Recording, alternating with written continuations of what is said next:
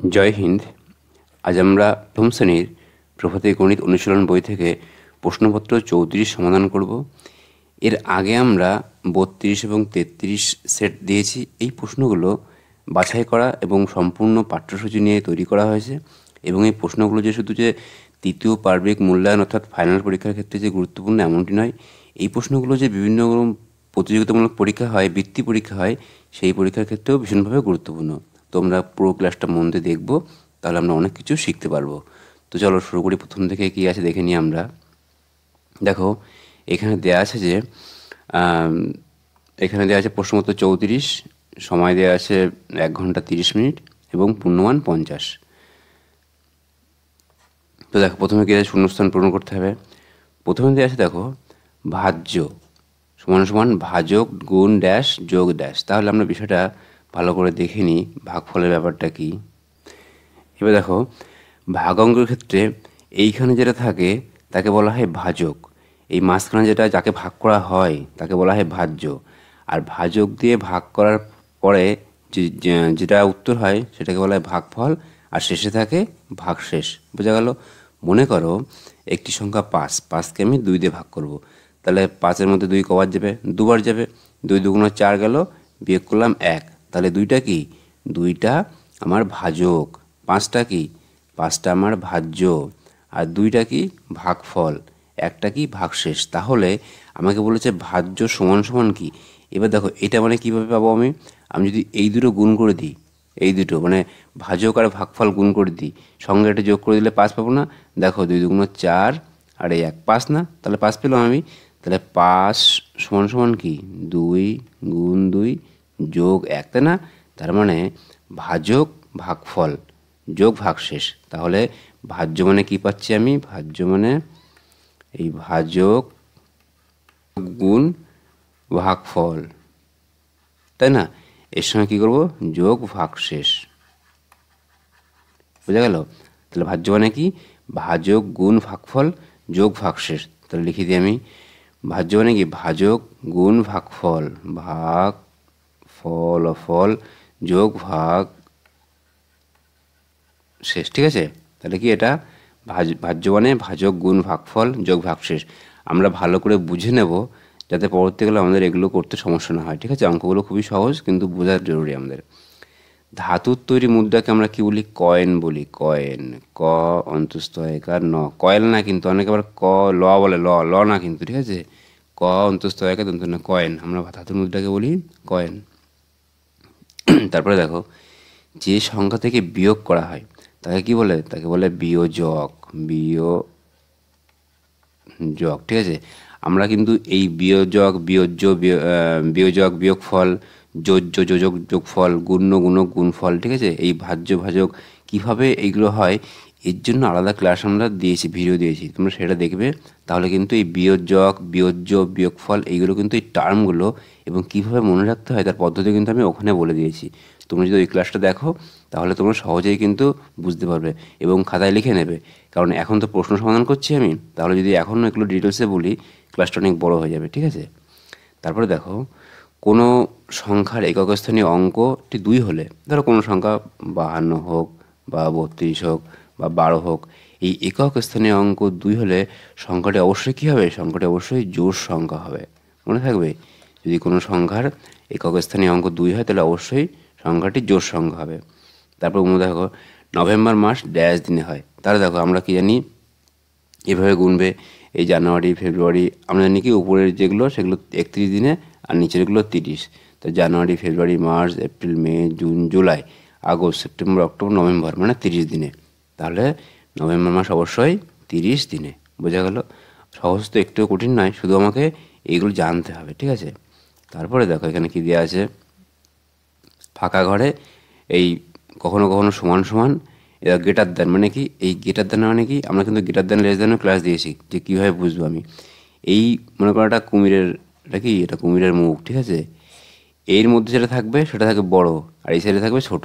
মনে করো 5 greater than 4, তার মানে কি 4-এর থেকে 5 বড়। বোঝা গেল? এরকম আছে। তাহলে এই দিকটা বড় থাকবে, মনে করো 2, তাহলে এখানে 1 থাকবে। মানে কি এই যে গ্রেটার লেস দ্যান এর মধ্যে থাকবে যেটা সেটা বড়, বাইরে থাকবে ছোট। তাহলে দেখো এখানে কি আছে, 31 না, এটা 39, তাহলে বড় কোনটা? এটা না, তাহলে যেদিকে বড় সেদিকে মুখটা এরকম হবে। বোঝা গেল? খ দেখো 25, এটা 25, তাহলে ডান দিক ওদিক সমান সমান না, যখন 25 তখন কি সমান সমান, ডান দিকেও সমান বাঁ দিকেও সমান, তাই জন্য একই সংখ্যা, তাই সমান সমান। 49, 38 বড় কোনটা? এটা বড়, তাহলে কী হবে? এই দিকে হবে। ঠিক আছে, তারপরে দেখো 61 আর 73 বড় কোনটা? এটা বড়, তাহলে কি এটা এদিকে হবে। দেখো 50 আর এটাকে 69, তাহলে বড় কোনটা? এটা বড়, তাহলে এদিকে হবে। 82, 79 কোনটা বড়? 82 বড়, তাহলে এদিকে হবে। একদমই সহজ, তো কঠিন একটু নয়, শুধুমাত্র আমাকে এই জানলেই আমি করতে পারবো এটা। ঠিক আছে, প্রত্যেকে ভালো করে ক্লাসগুলো দেখবে, এগুলো কিন্তু তৃতীয় পার্বিক মূল্যায়নের ক্ষেত্রে গুরুত্বপূর্ণ, মানে এই ধরনের প্রশ্ন আসবে। এবং বিভিন্ন বৃত্তি পরীক্ষা যেগুলো হয় সেক্ষেত্রেও কিন্তু এই প্রশ্নগুলোই আসে, সেইগুলো শর্টিং করে এই প্রশ্নটা তৈরি করা হয়েছে। তারপরে দেখো সবথেকে বড় সংখ্যার মধ্যে বৃত্ত এবং সবথেকে ছোটো সংখ্যার মধ্যে ত্রিভুজ করতে হবে। তাহলে দেখো ক দাগে 4টে সংখ্যা দেওয়া আছে, 15, 25, 19, 30। এর মধ্যে সবথেকে বড় কোনটা? 15 থেকে 25 বড়, 25, 19 ছোট, 30 বড়, তাহলে সবথেকে বড় কোনটা? সবথেকে বড় 30। তাহলে কি বলেছে? বড় সংখ্যার ক্ষেত্রে কী করতে হবে? ত্রিভুজ করতে হবে। তাহলে বড় সংখ্যাটা, এটাকে আমি ত্রিভুজ করে দিলাম। ঠিক আছে, আর সবথেকে ছোটো সংখ্যা কী করতে হবে? বৃত্ত করতে হবে। তাহলে বৃত্ত কোনটা? 19 থেকে 25 বড়, 25 থেকে, তার 19 থেকে ছোটো কথা 15 ছোটো, তাহলে 15 কী হবে? 15 আমার বৃত্ত হবে। বোঝা গেল? এভাবে গোল করতে হবে। ক্ষয় কী আছে? 58, 60, 41, 73 সবথেকে বড় কোনটা? 58 থেকে 60 বড়, 60 থেকে 73, তার 73 সবথেকে বড়, 73, তাই না? 73 সবথেকে বড়, আর সবথেকে ছোটো 58, 60, তার থেকে 41 সবথেকে ছোটো 41, তাহলে কী হবে? 41টা হবে বৃত্ত। বোঝা গেল? গয়ে দেখো 41, 35, 46, 39, তাহলে 41, 35 সবথেকে বড় কোনটা? সবথেকে বড় 41, 46 সবথেকে বড়, 46 সবথেকে বড়, কী হবে? এটা হবে ত্রিভুজ, তাই না? আর সবথেকে বড় 41, 35, 39, 35 সবথেকে ছোটো, এটা কী হবে? এটা বৃত্ত হবে। তারপরে দেখো 84, 56, 76, 62, তাহলে 84, 56, 76, 62, তাহলে কোনটা সবথেকে বড়? সবথেকে বড় কোনটা? সবথেকে বড় 84, তাই না? তাহলে 84 কী হবে? এই ত্রিভুজ হবে। ঠিক আছে, সবথেকে ছোটো 62 থেকে ছোটো 56, 56 কী হবে? সার্কেল, বৃত্ত হবে। বোঝা গেল? খুবই সহজ, তো ক্লাস তো একটুও কঠিন নয়, আমরা শুধু একটু মন দিয়ে দেখলেই করতে পারবো। তারপরে দেখো 4 দাগে কী আছে? নিচের প্রশ্নগুলোর যথাযথ উত্তর দাও। 7 টাকা 20 পয়সা মানে কত পয়সা? তাহলে আমরা কি জানি? 1 টাকা মানে 100 পয়সা, তাই না? তাহলে 1 টাকা মানে 100 পয়সা, 7 টাকা মানে কত হবে? 7 গুণ 100, তাই না? তাহলে 7 গুণ 100 হবে, এর সঙ্গে আমি আবার 20 যোগ করে দেবো, তাহলে কত হবে? 7 গুণ 100, 700, সঙ্গে আমি 20 যোগ করে দেবো, কত হবে? 720 পয়সা। 50, বোঝা গেল? 50টা দন্ত সহায়কার, তাহলে 7 গুণ 100, 700 যোগ 20, 720, তাহলে 7 টাকা 20 পয়সা মানে 720 পয়সা। সহজ অঙ্ক। তোমরা কিন্তু ক্লাসগুলো রেগুলার দেখবে, এই বাদ আগে কিন্তু প্রচুর ক্লাস দিয়েছি আমরা, সেইগুলো দেখবে, দেখে বৃত্তি পরীক্ষা খুব সহজে তোমরা পাস করতে পারবে, আর ফাইনাল পরীক্ষা কোনো কথাই না। তারপরে দেখো 1 কেজি মানে কত গ্রাম? আমরা কি জানি? 1 কেজি মানে 1000 গ্রাম। 1 কেজি মানে কত? 1000 গ্রাম। তোমরা মেট্রিক পদ্ধতির যে স্কেল, আমরা কিন্তু আগেও ক্লাস দিয়েছি, তোমরা প্লেলিস্টে যাবে, সেখান থেকে স্কেলটা দেখে নেবে, যে কিলো, হেক্টর, ডেকা, গ্রাম, ডেসি, সেন্টিমিলি, তাহলে এই গ্রাম থেকে কিলোগ্রাম 3 ঘর, তার মানে 1-এর পরে 3টে শূন্যতে গুণ হয়, তার মানে 1000 গ্রাম। বুঝা গেল? তারপরে দেখো কোনো সংখ্যার সাথে 0 গুণ করলে গুণফল কত হবে? আমরা কি শিখেছি? যে কোনো সংখ্যা 2, 5, 7, 10, 15, 100, 1000, 5000, 25, 52, 61, 63, 300, 700, 1000, 2000, 4000, যে কোনো সংখ্যার সঙ্গে যদি আমি 0 দিয়ে গুণ করি, গুণফল সব সময় 0 হবে। বোঝা গেল? সব সময়, সে ভগ্নাংশ হোক, ইয়ে হোক, যে কোনো সংখ্যার সঙ্গে 0 দিয়ে গুণ করলে গুণফল সর্বদা 0 হবে। ঠিক আছে, তারপরে বলো 1 অঙ্কের ক্ষুদ্রতম সংখ্যা থেকে 30 কত বড়? দেখো কি বলেছে, 1 অঙ্কের ক্ষুদ্রতম সংখ্যা থেকে 30 কত বড়? তাহলে 1 অঙ্কের ক্ষুদ্রতম সংখ্যা কত? 1 না? 1 অঙ্কের সব থেকে ছোটো সংখ্যা 1, আর 30 থেকে বিয়োগ করে দিই আমি 30, তাহলে কত বড় আমার? বিয়োগ করে কত হয়? 29। তাহলে 1 অঙ্কের ক্ষুদ্রতম সংখ্যা থেকে 30, 29 বড়। ঠিক আছে, 29 বড় হলো। পাশের সংখ্যাটিকে উল্টে লিখলে, উল্টে কথায় লেখো। তাহলে কী হয়েছে? এই সংখ্যাটাকে উল্টে কথায় লিখতে হবে। তাহলে লিখে ফেলি, উল্টে লিখে আমি কি প্রথমে কী আসবে, তাহলে এই সংখ্যা উল্টে লিখলে কী হবে, প্রথমে হবে 4, তারপরে 2, তারপরে 8, ঠিক আছে। এইবার কথায় লিখবে, এবার লেখা গেল উল্টে, এবার লিখবে কথায় 428 হলো। তাহলে উল্টে লিখলাম 428, বোঝা গেল। তোমরা এই ধরনের গুরুত্বপূর্ণ ক্লাস রেগুলার পাওয়ার জন্য একটি কাজ করবে।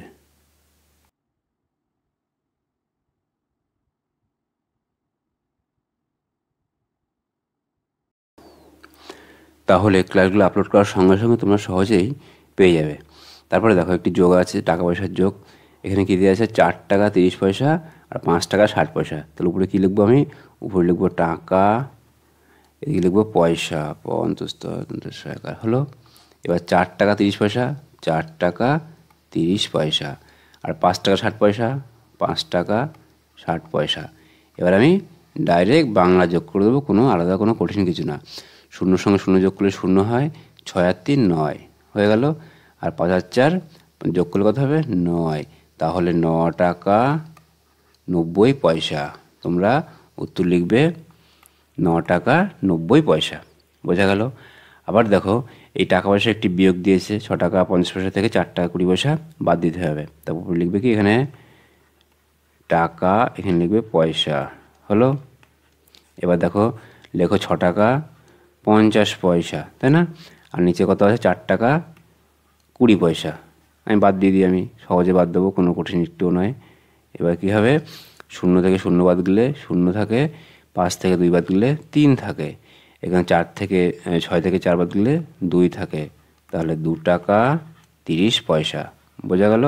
একদম সহজ, শুধুমাত্র যেমন বিয়োগ করি তেমনই বিয়োগ করব, টাকার ঘরে টাকা, পয়সার ঘরে পয়সা, ঠিক আছে। তারপরে দেখো পরের প্রশ্ন কী আছে দেখে নিই একটু আমরা।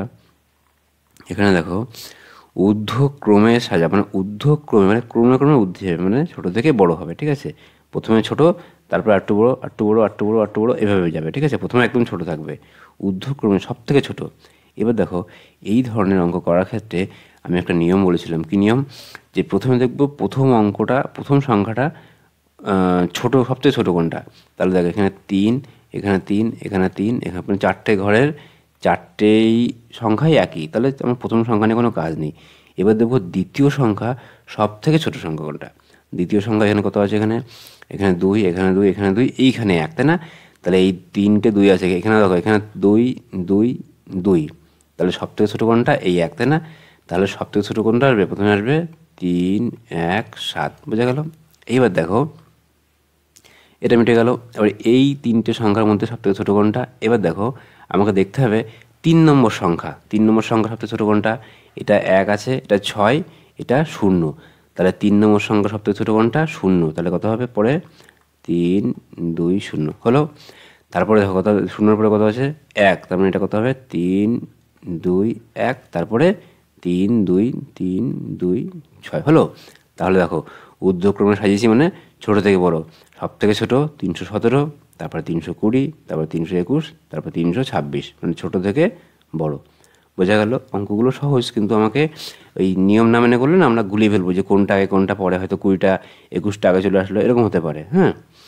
তারপরে দেখো অধক্রমে ছাড়া, অধক্রমে মানে কি, ক্রমে ক্রমে অধ মানে কি, তখন হবে কি, প্রথমে সব থেকে বড়ো হবে, তারপর একটু ছোটো, আর একটু ছোটো, আর একটু ছোটো, আর একটু ছোটো, আর একটু ছোটো, এরকমভাবে, মানে বড় থেকে ছোট। তাহলে সব থেকে বড় কোনটা, এক্ষেত্রে কী করবো আমি, এক্ষেত্রে একই নিয়ম, যে প্রথমে দেখবো প্রথম ঘরটা কত আছে, প্রথম ঘরটা 4 4 4 4, তাহলে সবগুলো ঘর 4, এই নিয়ে কোনো সমস্যা নেই আমার। তাহলে সবগুলো 4 যখন, কোনো ঝামেলা রাখবো না আমি। দেখবো দ্বিতীয় সংখ্যা সব থেকে বড় কোনটা, এখানে 2, এখানে 2, এখানে 3, এখানেও 3, তাহলে এই দুটো নিয়ে কোনো সমস্যা নেই, কারণ দুটো 2 ছোটো। 3 এখানেও, 3 এখানেও, তাহলে দেখবো এই 3 হলো তো। তৃতীয় সংখ্যা দেখবো যে সব থেকে বড় কোনটা, তাহলে এখানে তৃতীয় সংখ্যা 4, এখানে 9, তাহলে সব থেকে বড় কোনটা, 9, তাহলে 4 3 9 সব থেকে বড় হলো। তারপর দেখো এটা মিটে গেল। এবার নিশ্চয়ই এখানে কি 3 আছে না, তাহলে তারপর হবে এটা 4 3 4 4 3 4 হলো। এবার দেখো এখানে দুটো সংখ্যা আছে না, এবার 425 আর 421, তাহলে দেখো এখানে তৃতীয় সংখ্যা, দ্বিতীয় সংখ্যা প্রত্যেকের সমান, তৃতীয় সংখ্যা এখানে 5, এখানে 1, তাহলে এটা বড় হবে 425 4 2 5, তারপরে কত হবে 4 2 1, 4 2 1। দেখো কত সোজা। তাহলে দেখো প্রথমে কী হবে 439, তারপরে 434, 425, 421, তাহলে বড় থেকে ছোট আমার হয়ে গেল। এইবার দেখো লাস্ট একটি অঙ্ক দেওয়া আছে, কী দেওয়া আছে এখানে 108 থেকে 9 তুমি কতবার বিয়োগ করতে পারবে। ভালো কথা, মনে করো একটি সংখ্যা আছে 6, এই 6 থেকে আমি 2 আমি কতবার বিয়োগ করতে পারবো। তাহলে দেখো আমি প্রথমে একবার বিয়োগ করে দেখি, আমি 2 কত হলো 4, তাহলে একবার বিয়োগ করলাম আমি। আবার 4 থেকে আমি 2 বিয়োগ করি, কবার হয় কত থাকে 2, তাহলে এই একবার বিয়োগ করলাম। তারপরে 2 থেকে আবার 2 একবার বিয়োগ করে দিই 0, এই একবার। তাহলে এই 6 থেকে 2 প্রথমে করলাম, পরে একবার করলাম, পরে একবার করলাম, কবার করলাম 3বার আমি বিয়োগ করতে পারবো, তাই না? 6 থেকে 2 3বার বিয়োগ করতে পারবো। কিন্তু আমরা একটা নিয়ম জানি, কি জানি, কোনো সংখ্যা থেকে একই সংখ্যা কতবার বিয়োগ করতে পারি? বিয়োগফলের সংক্ষিপ্ত ফর্ম কি? ভাগ। আমরা কি জানি, যোগের একই সংখ্যা বারবার যোগ করার জন্য আমরা গুণ করি, একই সংখ্যা বারবার যোগ করার জন্য আমরা গুণ করি, আবার একই সংখ্যা বারবার বিয়োগ করার জন্য কী করি? আমরা ভাগ করি। তাহলে এই বারবার বিয়োগ না করে আমি যদি 6কে একবারে আমি 2 দিয়ে ভাগ করে দিই, কত হয় 3 দুগুণ 6 না? তাহলে আমার কী হলো দেখো 3বার। তাহলে এখানে দেখো আমার একবার 3বার এসছে আমার, কিন্তু এখানে একবারে আসলো না আমার 3। তাহলে এখানে আমি তাই করব, আমি বারবার বিয়োগ করবো না, ডাইরেক্ট ভাগ করে দেবো, আমার উত্তর হয়ে যাবে। তাহলে 108কে আমি কী করবো, আমি 9 দিয়ে আমি ভাগ করে দিই। তাহলে 9 10-এর মধ্যে কবার যাবে? একবার যাবে। বিয়োগ করি 9, এখানে কত হয় বিয়োগ করলে 0 থেকে 9 গেলে 1 থাকে, তাই না? হাতে 1 মিলে গেল 8, তাই না? 9 18-এর মধ্যে কবার যাবে? 9 দুগুণ 18। তাহলে আমি এই 12 আসলো উত্তর। তাহলে 108 থেকে 9 আমি 12 বার বিয়োগ করতে পারবো। বোঝা গেল? 108 থেকে 9 আমি 12 বার বিয়োগ করতে পারবো। তাহলে আজকে আমি প্রশ্নপত্র 34 সমাধান করলাম। অঙ্কগুলো খুবই গুরুত্বপূর্ণ, তোমরা ক্লাসটি মন দিয়ে দেখবে। যদি কারো কোথাও বুঝতে সমস্যা হয় কমেন্ট করে জানাবে, ঠিক আছে? প্রত্যেকে ভালো থাকবে। জয় হিন্দ।